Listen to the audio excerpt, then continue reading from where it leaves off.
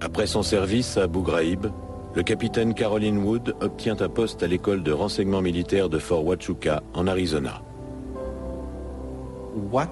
Que peut-on en déduire?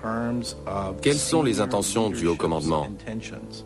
Ne pas éradiquer les actes de torture, mais les perpétuer. Il est fort probable que l'on soit confronté à d'autres attaques terroristes et que d'autres Américains meurent.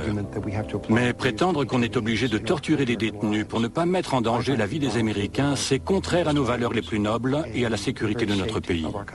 On se bat pour protéger des vies, mais aussi pour protéger des principes. Disons qu'entre la guerre en Afghanistan, Guantanamo et la guerre en Irak, on est arrêté 50 000 personnes. Pour moi, moins de 1% étaient des terroristes.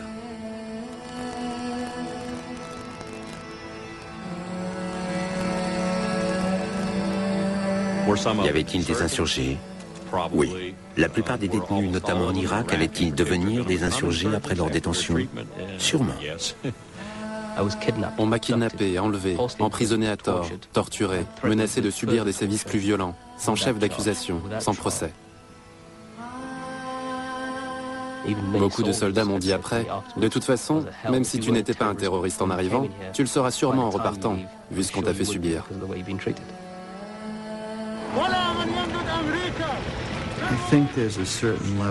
Les préjudices causés sont considérables. Les fanatiques qui ont sali cette religion n'attachent plus du tout d'importance à la vie. Et on finit par se dire, s'ils ne tiennent pas plus que ça à la vie, l'attentat du 11 septembre en est la preuve, qu'ils aillent au diable. Tous les moyens sont bons.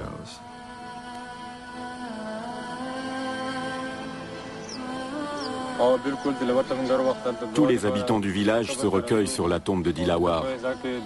On prie tous pour que son âme repose en paix. Au cimetière, je prie pour lui et tous les autres.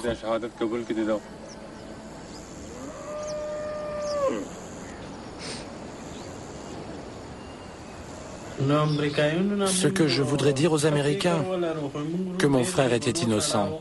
Ce n'était encore qu'un enfant, et ils l'ont tué. Depuis sa mort, je n'ai plus goût ni au thé ni à la nourriture. Je n'ai plus goût à rien. Un jour, vous partez travailler et vous vous faites tuer sur la route. Imaginez la souffrance de vos enfants et de votre femme et la souffrance de votre père.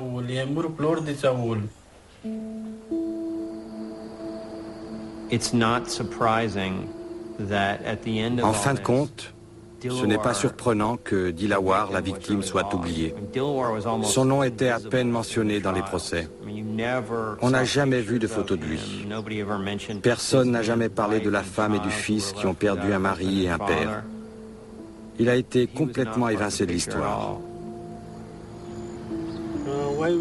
Dilawar ne pouvait pas travailler dans les champs.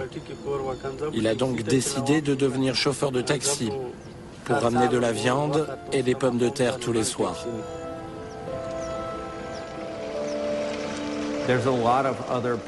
Beaucoup de personnes continueront à être confrontées à ces horreurs si on n'agit pas. Mais une seule victime suffit pour marquer les esprits.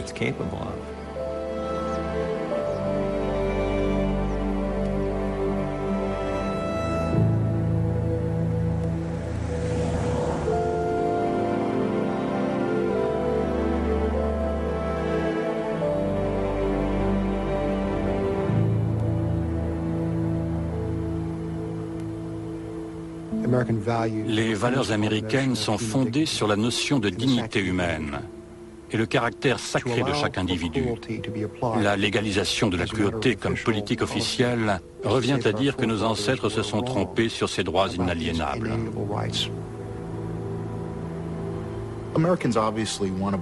Les Américains se plaisent à croire qu'ils ont plus d'éthique que les autres pays du monde. Ils essaient de se persuader que c'est la vérité. Cette histoire leur a vraiment ouvert les yeux. Je ne sais pas comment les Américains vont réagir. Beaucoup doivent se dire, c'est différent maintenant. Depuis le 11 septembre, il n'y a plus de gentillesse possible. On doit être sans pitié. On verra bien comment les choses évolueront. Et vous, qu'en dites-vous? Ce sont des conneries. Franchement, on doit s'efforcer de continuer à agir le plus humainement possible. be as good as we can be, you know.